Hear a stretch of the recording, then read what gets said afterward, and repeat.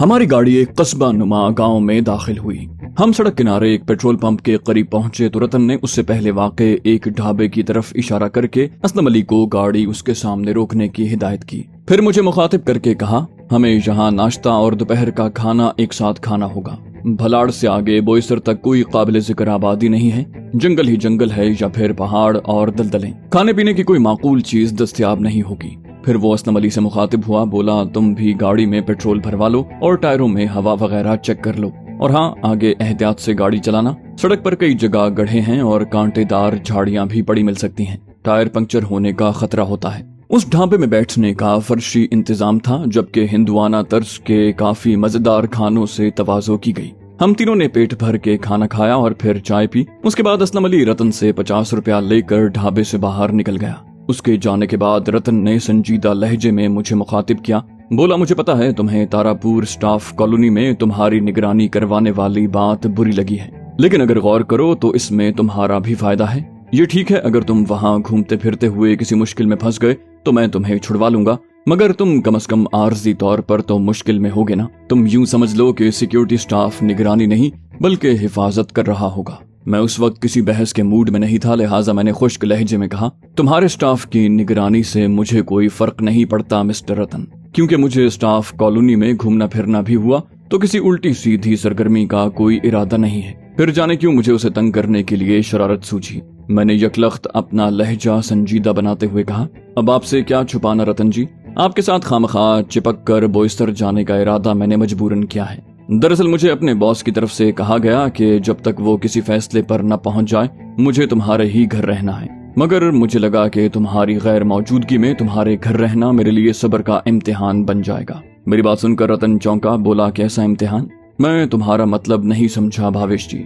मैंने कहा, बात बिल्कुल सीधी और साफ है रतन, मैं एक सेहत और जज्बात से भरपूर इंसान हूँ और तुम्हारी पत्नी इंतहाई हसीन खातून है, इतनी हसीन के दिल खुद ब खुद उनकी तरफ खिंचता है। मैं कमजोर किरदार का मालिक हूँ और ना तुम्हारी पत्नी कोई गिरी पड़ी औरत है कि किसी मर्द की बाहों में आसानी से जा गिरे। मगर मैंने अपने बड़े बूढ़ों से सुना है कि जब एक मर्द और औरत को बगैर किसी रोक टोक के बार बार तन्हाई में एक साथ वक्त गुजारने का मौका मयसर हो तो फितरी जज्बात और तकाजों के उमड़ने और दोनों की अकल पर पर्दे पड़ने का इम्कान बढ़ जाता है। मैं कोई पारसा इंसान नहीं हूँ, मगर ऐसी किसी हरकत का इर्तिकाब मेरे पेशावराना उसूलों के खिलाफ है। इसलिए मैंने किसी आजमाइश में गिरफ्तार होने की बजाय तुम्हारे साथ ही निकल आना ज्यादा बेहतर समझा।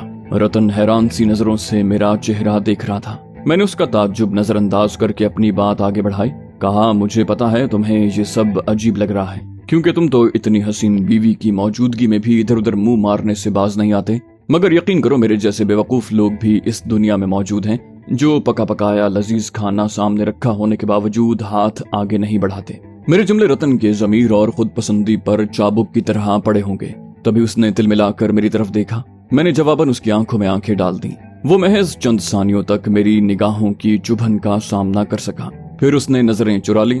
मैंने उसकी जहनी अजियत नजरअंदाज करके बेरहमी से अपनी बात आगे बढ़ाई। कहा, तुम्हारा जमीर अगर थोड़ा सा भी जिंदा है तो तुम्हें मेरा शुक्रगुजार होना चाहिए, और ऐसी सूरत हाल में अपनी बीवी के किरदार पर शक करने और उसके कदमों में किसी मामूली लग़ज़िश पर उसे कसूरवार ठहराने की बजाय अपने गिरेबान में झांको कि तुम्हारी तमाम तर बेएतदालियों और बदकारियों के बावजूद तुम्हारा साथ निभाने वाली पत्नी आखिर तुमसे बददिल क्यों है। मुझे उस जैसे घटिया इंसान को ऐसी नसीहतें करना कुछ ज्यादा अच्छा नहीं लग रहा था। मैं ये भी समझता था कि उस जैसे चिकने घड़े पर मेरी बातों का कोई असर होने वाला नहीं है, मगर गुज़श्ता दिनों में पूर्णिमा के लिए मेरे दिल में पैदा होने वाली हमदर्दी की वजह से मैं ना चाहते हुए भी बोले जा रहा था। रतन बुत बना मेरी बातें सुन रहा था। मेरे खामोश होने के बाद भी वो कुछ देर चुपचाप मेरी शक्ल देखता रहा। बिलाखिर वो मुर्दा से लहजे में बोला, तुम ठीक कह रहे हो भावेश, मैं कोशिश करूंगा कि अपने बर्ताव की तलाफी कर सकूं और उसे आइंदा शिकायत का मौका न मिले। मेरी बातों का उस पर कुछ असर हुआ हो या न हुआ हो, वो खासी देर तक सोच में डूबा नजर आया। बिलाखिर असलम अली वापस आ गया। उसने बताया कि गाड़ी रवानगी के लिए तैयार है। साथ ही उसने रतन से आंख बचाकर मुझे आंख मारी। मैं कोशिश के बावजूद उसकी इस शरारती हरकत का मतलब न समझ सका। हम गाड़ी में बैठे और रवाना हो गए। रतन के कहने के ऐन मुताबिक कस्बे के मज़ाफात से बाहर निकलते ही आबादी के आसार खत्म होने लगे और बंजर और बयाबान इलाका शुरू हो गया। रफ्ता रफ्ता सड़क की हालत भी खराब होने लगी। अब गाड़ी को तेज रफ्तारी से भगाना खतरनाक था और दरमियानी रफ्तार से आगे बढ़ते हुए भी अच्छे खास से झटके लग रहे थे। मजीद आधे घंटे का सफर तय करने के बाद रही सही हरियाली भी खत्म हो गई और हम एक नीम पहाड़ी इलाके से गुजरने लगे। गाड़ी कभी चढ़ाई पर जोर लगाकर ऊपर चढ़ने लगती तो कहीं ढलवान पर फिसलती पस्ती का सफर करने लगती। सबसे तशवीशनाक बात यह थी कि उस सड़क पर गाड़ियों की आमदोरफ्त बहुत कम थी। कोई गाड़ी हमें पीछे छोड़कर तो आगे निकली ही नहीं। इस तमाम दौरानिये में सामने से भी सिर्फ 2 गाड़ियां ही आती मिली। सामने से असलम अली काफी महारत से गाड़ी चला रहा था, मगर माहौल मजमूई तौर पर इतना खौफनाक बन गया था कि रतन के साथ मुझे भी अपने आसाब तनाव का शिकार लगे। खुदा खुदा करके हम एक बस्ती तक पहुंचे। रतन ने बताया कि उस बस्ती का नाम सारोली है। असलम अली ने इस बात में सर हिलाया मगर गाड़ी रोकने की कोशिश न की। वहां से निकलते ही एक बार वही चटियल बेआबो गया नीम पहाड़ी सिलसिला शुरू हो गया। हम 2 पहाड़ियों के दरमियानी वादी से गुजर रहे थे। गाड़ी अचानक वक्फे वक्फे से झटके खाने लगी। रतन ने तशवीश भरे लहजे में असलम अली को कहा, गाड़ी मिसिंग क्यों कर रही है चंद्र? तुम्हें क्या लग रहा है कहीं किसी प्लग में कचरा आ गया हो? कोई प्लग तो शॉर्ट नहीं हो गया या बैटरी का कोई तार तो ढीला नहीं हो गया? असलम अली ने नफी में सर हिलाया, बोला बैटरी में कोई मसला नहीं है सर। प्लग शॉर्ट होने पर गाड़ी इस तरह के झटके नहीं खाती। इसी असना में गाड़ी बार बार झटके खाने लगी और फिर इंजन बंद हो गया। ताहम रतन ने क्लच पर पांव का दबाव डाल दिया जिससे गाड़ी गेयरों से आजाद होकर बेआवाज आगे बढ़ने लगी। इस मौके पर मैंने कुछ हकीकी और कुछ बनावटी परेशानी के साथ कहा, ये क्या हो गया भाई? ये तो बहुत खतरनाक जगह लग रही है। यहाँ गाड़ी खराब हो गई तो बहुत संगीन मसला हो जाएगा। रतन ने भी मेरी तायद की, बोला गाड़ी साइड पर रोककर इंजन चेक करो चंदर। धूप तेज हो रही है, गाड़ी ज्यादा देर यहाँ रुकी तो हम धूप से झुलस जाएंगे। रतन ने तायद में सर हिलाया और ब्रेक लगाकर गाड़ी धीरे धीरे रोक ली। उसने हम दोनों को मुखातिब करके कहा, आप लोग गाड़ी में ही बैठे, मैं देखता हूँ। फिक्र न करें, मुझे गाड़ी के सब मसले ठीक करने आते हैं। थोड़ी ही देर में हम अपने रास्ते पर रवा दवा होंगे। असलम अली ने गाड़ी से नीचे उतरते हुए मेरी तरफ देखा और एक बार फिर दाईं आंख दबाई और दबी दबी मुस्कुराहट के साथ गाड़ी के अगले हिस्से की तरफ बढ़ा। उसने बोनट उठाया और इंजन का जायजा लेने लगा। कुछ देर बाद मैं भी दरवाजा खोलकर गाड़ी से नीचे उतरकर असलम अली के पास जा पहुंचा। मैं ये देखकर हैरान रह गया कि इंजन पर झुका होने की बजाय कमर के पीछे हाथ बांधे यूं खड़ा था जैसे समंदर किनारे खुशगवार माहौल का लुत्फ उठा रहा हो। मैंने सवालिया नजरों से उसे देखा तो उसके लबों पर शरारत भरी मुस्कुराहट उभरी। मैंने एक नजर उसके तेवर भांपे और फिर पलटकर गाड़ी के अगले दरवाजे की तरफ गया और रतन को मुखातिब करके कहा, वो कह रहा है कि फिक्र की कोई बात नहीं है, कुछ ही देर में मसला उसकी समझ में आ जाएगा और वो उसे ठीक कर देगा। मैं भी इसकी मदद करूंगा, तुम्हें गाड़ी से उतरने की जरूरत नहीं है। रतन ने मुस्तरिब से अंदाज में इस बात में सर हिलाया। मैं दोबारा असलम अली के पास पहुंचा और धीमे लहजे में पूछा, ये क्या चक्कर है भाई? गाड़ी क्यों बंद हो गई और तुम इसके इंजन में मसला ढूंढने की बजाय मजे से क्यों खड़े हो? उसने धीमी हंसी के साथ कहा, मुझे इंजन के साथ सर खपाने की क्या जरूरत है भैया? मैं इस इंजन की आरती भी उतारूं तो ये गाड़ी स्टार्ट नहीं होगी। उसके लहजे से झलकती शरारत ने मुझ पर वाजे कर दिया कि गाड़ी का इस दिगरगू हाल तक पहुंचना उसी की कारस्तानी है। उसकी तरफ से वो आंखों से इशारे भी उसी कार्रवाई से मुतल्लिक रहे होंगे, यानी ये गाड़ी के बीच रास्ते में रुकने के इंतजामात भलाड़ कस्बे में ही कर चुका है। मैंने फिर भी तजस्सुस के हाथों मजबूर होकर पूछा, कुछ बताओ तो सही भाई कि इस गाड़ी के इंजन में कौन सी खराबी पैदा कर दी है तुमने? ये क्यों नहीं चलेगी? क्या रतन के साथ मुझे भी आग बरसाती धूप में कबाब बनाने का इरादा है? उसने मेरी बात सुनकर हल्का सा मगर शरारत आमेज कहा लगाया और कहा, गाड़ी के इंजन में कोई खराबी नहीं है भैया, इसे ईंधन नहीं मिलेगा तो ये कैसे चलेगा? मैंने चौंक कर उसे देखा और तशवीश भरे लहजे में कहा, क्यों? क्या उन पुलिस वालों की जीप की तरह तुमने इसका फ्यूल पाइप भी काट दिया है? मेरी बात सुनकर वो एक बार फिर हंसा और बोला, मुझे पागल समझा है क्या भाई? फ्यूल पाइप कटा होता तो हम यहाँ तक कैसे पहुँचते? बस फ्यूल टैंक खाली है। इसके इंजन ने गाड़ी खींचने से इनकार कर दिया है। एन उसी वक्त गाड़ी का दरवाजा खुलने की आवाज सुनाई दी। असलम अली जल्दी से गाड़ी के इंजन पर झुक गया और उसके पुर्जों, तारों और बैटरी के जोड़ों से छेड़छाड़ करने लगा। रतन ने हमारे पास पहुंचकर तशवीश भरे लहजे में पूछा, कुछ समझ में आया चंदर के मसला क्या है? असलम अली ने ताबेदार लहजे में कहा, गाड़ी की बैटरी और बाकी तमाम पुर्जे बिल्कुल ठीक हालत में हैं। ऐसा लग रहा है जैसे गाड़ी के इंजन तक पेट्रोल नहीं पहुंच रहा है, इसलिए गाड़ी रुक गई है। रतन ने घबरा कर कहा, ये तो खतरनाक मसला लग रहा है, अब क्या होगा? असलम अली ने पुरएतमाद लहजे में कहा, आप परेशान न हो सरकार, अगर ये मसला है भी तो मैं इसका हल ढूंढ लूंगा। पहले ये तस्दीक कर लूं कि गाड़ी के फ्यूल टैंक में पेट्रोल है भी या नहीं। रतन ने कदरे तहक्कुमाना लहजे में कहा, फ्यूल टैंक में पेट्रोल क्यों नहीं होगा चंद्र? क्या तुमने भलाड़ में पेट्रोल नहीं डलवाया था? असलम अली ने पूरे तमाद लहजे में कहा, बिल्कुल डलवाया था सरकार, पूरे 8 गैलन। इतने ईंधन में तो हम 150-200 मील जा सकते हैं। भगवान जाने इंजन तक पेट्रोल क्यों नहीं पहुंच रहा। मुझे पहले टैंकी चेक करने दें। हम तीनों चलते हुए गाड़ी के फ्यूल टैंक तक पहुंचे। असलम अली ने ढक्कन खोलकर पहले सुराख से टैंक के अंदर झांका, फिर नाक करीब ले जाकर सूंघने की कोशिश की। वो सीधा खड़ा हुआ तो उसके चेहरे पर उलझन दिखाई दी। रतन ने घबराए हुए लहजे में पूछा, क्या मसला है चंद्र? असलम अली ने उलझे हुए लहजे में कहा, ऐसा लग रहा है जैसे फ्यूल टैंक खाली है। ये कहकर वो सड़क के किनारे की तरफ बढ़ा और एक लंबा सा खुश्क सरकंडा उठा लाया। उसने हमारे देखते ही देखते वो सरकंडा फ्यूल टैंक के सुराख में डाला। उसने जब वो सरकंडा बाहर निकाला तो हमें वो आखिरी सिरे तक बिल्कुल खुश्क नजर आया। असलम ने हैरानी और परेशानी के मिले जुले लहजे में कहा, ओह। उधर रतन की हालत तबाहकुन नजर आ रही थी। उसने कुछ सरजनिश और कुछ तशवीश आमेज लहजे में पूछा, ये फ्यूल टैंक कैसे खाली हो गया चंद्र? असलम अली ने शाने उचकाकर गंभीर लहजे में कहा, मैं अभी कुछ नहीं कह सकता सरकार। यूं लग रहा है जैसे उबड़ खाबड़ रास्ते में कोई नोकीला पत्थर टकराने से टैंकी में कोई सुराख हो गया है। मैं अभी देखता हूँ। ये कहकर असलम अली बेधड़क पीठ के बल तपती सड़क पर लेट गया और बड़े से अजदहे की तरह रेंगते हुए सर के रुख से गाड़ी के अकबी हिस्से के नीचे घुस गया। कुछ देर इंतजार के बाद रतन ने उसे पुकारा, फ्यूल टैंक में कोई सुराख मिला रतन? हमें रतन की दबी दबी सी आवाज सुनाई दी। बोला, अभी नहीं सरकार, आप मुझे देखने दें। कुछ देर के बाद हमें असलम अली की आवाज सुनाई दी। बोला, फ्यूल टैंक में कोई सुराख नहीं है, मुझे फ्यूल पाइप चेक करने दें। रतन ने मुतफक्किर नजरों से मुझे देखा और परेशान लहजे में कहा, लगता है हम बहुत बड़ी मुसीबत में फंस चुके हैं। अगर टैंक खाली होने की वजह मालूम हो जाए और चंदर किसी न किसी तरह उसे बंद भी कर दे तो कोई फायदा नहीं। हम पेट्रोल के बगैर आगे नहीं बढ़ सकते और इस पहाड़ी इलाके में हमें कहीं से पेट्रोल तो मिलने से रहा। असलम अली का शरारत भरा तर्ज तकल्लुम याद था। ताहम मैंने सचमुच तशवीश के साथ रतन की हाँ में हाँ मिलाई और कहा, अगर पेट्रोल रिसने की जगह मालूम हो जाए और चंदर उसे बंद करने में कामयाब हो जाए तो हम आती जाती गाड़ियों को रोकने और उनसे इतना पेट्रोल लेने की कोशिश कर सकते हैं कि गाड़ी किसी न किसी तरह ऐसी बस्ती तक पहुंचने में कामयाब हो जाए जहां पेट्रोल दस्तयाब हो। उसने मायूसी के आलम में नफी में सर हिलाया और फिर कमजोर लहजे में कहा, मेरे ख्याल में कोई 5 मील आगे अंबी वाली बस्ती है। उसके बाद लगभग 10 मील के बाद विवाल वेधी बस्ती आएगी। इन दोनों जगहों से खाने पीने के लिए कुछ न कुछ मिल सकता है, पेट्रोल मिलना मुश्किल है। उसके बाद 20 मील फासले पर बुरहानपुर कस्बे से ही पेट्रोल मिलेगा। वहां तक पहुंचने के लिए दरकार पेट्रोल हमें कौन देगा? वैसे भी इन इलाकों में रास्ते में मदद मांगने वालों के लिए गाड़ी रोकने का रिवाज नहीं है, क्योंकि यहाँ किसी बहाने गाड़ी रुकवा कर ठगने और लूटने की बहुत सी वारदातें हो चुकी हैं।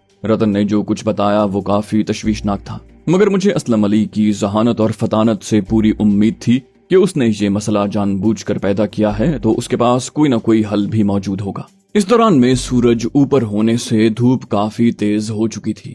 रतन ने खीरा कुन किरणों से आंखें बचाने के लिए अपने हाथ का छज्जा बना रखा था। मेरे कहने पर वो गाड़ी में बैठ गया, मगर उसके चेहरे से बदस्तूर शदीद परेशानी हवेदा थी। मैंने झुककर असलम अली को देखना चाहा तो वो मुझे एक बार फिर इत्मीनान से सड़क पर चित लेटा नजर आया। मुझे देखकर उसके लबों पर वही शरारती मुस्कुराहट उभरी। उसने इशारे से मुझे कुछ बताना चाहा, मगर मुझे उसकी बात समझ नहीं आई। मगर मेरे देखते ही देखते असलम अली पहले की तरह रेंगते हुए गाड़ी के नीचे से निकल आया। वो सीधा रतन के पास पहुंचा और मुतमईन लहजे में कहा, टैंक के फ्यूल पाइप का जोड़ ढीला पड़ गया था सरकार, जाने कब से पेट्रोल गिरता रहा है। बहरहाल मैंने जोड़ दोबारा टाइट कर दिया है, अब दोबारा पेट्रोल जाया होने का खतरा नहीं है। रतन ने उसकी बात गौर से सुनी और फिक्रमंदी से कहा, तुमने फ्यूल पाइप का जोड़ तो ठीक कर दिया, मगर अब उसका क्या फायदा? फ्यूल टैंक तो पहले ही खाली हो चुका है, गाड़ी कैसे चलेगी? असलम अली ने फखरामेज लहजे में कहा, आप शायद भूल गए सरकार, मैंने कहा था कि मेरे होते आपको फिक्रमंद होने की कोई जरूरत नहीं। मुझे गाड़ी के हवाले से हर मसला हल करना आता है। हमारा फ्यूल टैंक खाली हो गया तो क्या हुआ, हमारी गाड़ी मजे से चलेगी और हमें मंजिल पर पहुंचाएगी। रतन ने यकलख्त नाराज होते हुए कहा, तुम्हें इन हालात में भी मजाक सूझ रहा है चंद्र? तुम्हारा दिमाग तो खराब नहीं हो गया? फ्यूल टैंक खाली है तो फिर गाड़ी क्या पानी से चलेगी? हमारे पास तो इतना पानी भी नहीं है कि। इस सरजनिश के जवाब में असलम अली ने लाउबाली अंदाज में कहा लगाया और फिर बोला, नाराज ना हो सरकार, आपका ये नौकर ऐसे हर मसले के लिए तैयार होकर गाड़ी सड़क पर निकालता है। मैंने भलाड़ से 12 रुपए का 8 गैलन पेट्रोल फ्यूल टैंक में डलवाया था और 3 रुपए का 2 गैलन पेट्रोल एक जेरी कैन में लेकर गाड़ी की डिग्गी में रख दिया था, जो हमें कम से कम 50 मील तक ले जाने के लिए काफी है। आपके दिए हुए 50 रुपए में से 35 रुपए अब भी मेरी जेब में महफूज हैं। ये सुनते ही रतन का चेहरा खुशी से खिल उठा। उसने पुरजोश लहजे में कहा, यार चंद्र, तुम ड्राइविंग तो अच्छी करते ही हो, साथ ही तुमने साबित कर दिया है कि तुम वाकई बहुत होशियार इंसान हो। तुमने अपनी समझदारी से हमें बहुत बड़ी मुसीबत से बचा लिया है। तुम्हारे पास जो पैसे बचे हैं उन्हें तुम मेरी तरफ से अपना इनाम समझकर रख लो। असलम अली ने शुक्रिया के इजहार के लिए पेशानी तक हाथ उठाया। रतन ने उसके शाने पर थपकी देकर कहा, शाबाश, तुम डिग्गी से पेट्रोल निकाल कर फ्यूल टैंक में डालो, मैं झाड़ियों में होकर आता हूँ। असलम अली ने फौरन कहा, जरा देखभाल कर बैठना सरकार, ऐसी जगहों पर सांप बिच्छुओं की बहुतात होती है। ये सुनकर रतन ठिठका और फिर अस्पात में सर हिलाकर सड़क से 20-25 गज हटकर उगी झाड़ियों के पीछे गायब हो गया। उसके जाते ही असलम अली ने हल्का सा कहकहा लगाकर कहा, क्यों, देखिए अपने भाई की कारीगरी, अब ये खन्नास समझो अपना मुरीद बन चुका है। मैंने कहा, वाकई कमाल कर दिया असलम भाई, मगर ये तो बताओ ये सब कारस्तानी कैसे की तुमने? मेरा मतलब है फ्यूल टैंक से पेट्रोल कैसे गायब किया? असलम अली मेरा सवाल सुनकर फिर हंसा और बोला, अरे भाई, फ्यूल टैंक से कोई पेट्रोल गायब नहीं हुआ, बहुत सीधी सी तकनीक आजमाई है। उसने तवक्कुफ करके मेरे तासुरात का जायजा लिया और फिर बात आगे बढ़ाई। बोला, मैंने उस पेट्रोल पंप से सिर्फ 1 गैलन पेट्रोल ही फ्यूल टैंक में डलवाया था, मगर 4 गैलन पेट्रोल एक जेरी कैन में लेकर उसे डिग्गी में रख दिया था। गाड़ी 1 गैलन पेट्रोल में जितना चल सकती थी चली और फिर खुराक न मिलने पर इंजन ने एहतजाजन हड़ताल कर दी। मैंने सचमुच ताज्जुब और तहसीन भरी नजरों से असलम को देखा। वाकई बहुत सीधा साधा मगर जहानत आमेज दाव खेला था। मैंने सताइश के इजहार में कोई कसर न छोड़ी। फिर मैंने कहा, अच्छा, अब मैं भी झाड़ियों में जा रहा हूँ, लोहा गर्म है, तुम मौके का फायदा उठाकर इसके घर में मेरे अमल दखल और इसके साथ चिपक कर बोईसर और तारापुर जाने पर बदमजगी का इजहार करो। देखते हैं वो अपने हमदर्द और वफादार मगर चालाक मुलाजिम के सामने मेरे बारे में किन जज्बात का इजहार करता है। हमें कम से कम उसकी नीयत का तो कुछ न कुछ अंदाजा हो ही जाएगा। असलम अली ने तायद में गर्दन हिलाई। इस असना में मुझे झाड़ियों के अकब से बरामद होते रतन की झलक दिखाई दी। मैं जल्दी से सड़क के दूसरी तरफ 40 गज दूर उगे झाड़ियों के एक झुंड की तरफ चल दिया। मैंने जानबूझकर देर लगाई ताकि असलम अली को मुझ पर नुक्ताचीनी करने और रतन को अपने दिल का गुबार निकालने का खातिर खा मौका मिल सके। मेरी ये ख्वाहिश कामयाब रही। मैं इत्मीनान से सीटी बजाते हुए गाड़ी के पास वापस पहुंचा तो उन दोनों को गाड़ी में बैठे पाया। मैंने देखा असलम अली का मुंह तो मसनूई तौर पर सूजा था ही, रतन की पेशानी पर भी बल नुमाया थे। ताहम उसने नागवारी के जज्बात छुपाते हुए सिर्फ इतना कहा, बहुत देर लगा दी भावेश जी, जल्दी बैठें, बहुत गर्मी हो रही है। मैंने असलम अली के लबों पर मोहम सी मुस्कुराहट देखी, मगर उसने निहायत कामयाबी से रतन से उसे छुपाते हुए गाड़ी के इग्निशन में चाबी घुमाई। दूसरी तीसरी कोशिश पर गाड़ी का इंजन जाग उठा और हमारे सफर का एक बार फिर आगाज हो गया। मैंने महसूस किया कि रतन का मिजाज मेरी तरफ से नुमाया तौर पर बिगड़ा हुआ है। वो अब सिर्फ असलम अली से बात कर रहा था और मैं गुफ्तगू में दखल देता तो या तो मेरी बात सिरे से नजरअंदाज कर देता या फिर हूँ हाँ में जवाब देने पर इक्तिफा करता। ये तमाशा देखकर मुझे हंसी आ रही थी। मेरे लिए अंदाजा लगाना मुश्किल न था कि असलम अली ने मेरी हिदायत के ऐन मुताबिक अपनी चर्ब जबानी का भरपूर इस्तेमाल करते हुए रतन को मेरे खिलाफ बुरी तरह भड़का दिया था। उसकी हुनरमंदी के हर रोज नए जौहर खुल रहे थे। खास तौर पर रतन की कार के हवाले से उसकी ताज़ा कारगुजारी तो वाकई काबिल दाद थी। बहरहाल मैंने जाहिर नहीं होने दिया कि मैंने रतन के मिजाज और रवैये में तब्दीली भांप ली है। लगभग 10 मिनट में हम अम्बी वाली बस्ती से गुजरे। उसके बाद लगभग 20 मिनट के बाद वेवाल वेथी बस्ती आई। इन दोनों जगहों से गुजरते हुए रतन की तरफ देखा मगर उसकी तरफ से कोई इशारा न मिलने पर उसने गाड़ी रोकने की कोशिश न की। उसके बाद कोई मजीद 40 मिनट लगातार मुनासिब रफ्तार से गाड़ी चलने के बाद हम एक बड़े से कस्बे में दाखिल हुए जो रतन के बयान के मुताबिक बुरहानपुर ही हो सकता था। रतन ने असलम अली को मुखातिब करके कहा, अगले चौराहे से गाड़ी दाएं तरफ मोड़ लेना। असलम अली ने निहायत ताबेदारी से उसके हुक्म की तामील की। कोई आधा मील आगे बढ़ने के बाद हमें एक पेट्रोल पंप नजर आया। रतन के इशारे पर गाड़ी पेट्रोल पंप के अहाते में दाखिल कर दी। वहाँ दोनों पंप खाली थे। रतन ने वहाँ मौजूद खादिम को 10 गैलन पेट्रोल डालने का हुक्म दिया। इस असना में असलम अली गाड़ी से उतरकर ऐन पंप के मीटर के पास जा खड़ा हुआ। उसने खादिम को मीटर की फिरकी सिफर पर लाते बगौर देखा और फिर 10 गैलन पूरा होने तक फिरकी की निगरानी करता रहा। टंकी लगभग भरने पर उसने अपने हाथ से फ्यूल टैंक का ढक्कन बंद किया और ड्राइविंग सीट पर आ बैठा। इस दौरान में रतन ने जेब से 30 रुपए निकाल कर पंप के मुलाजिम को थमा दिए। असलम अली ने गाड़ी वापस मोड़ी और हम एक बार फिर चौराहे की तरफ चल दिए।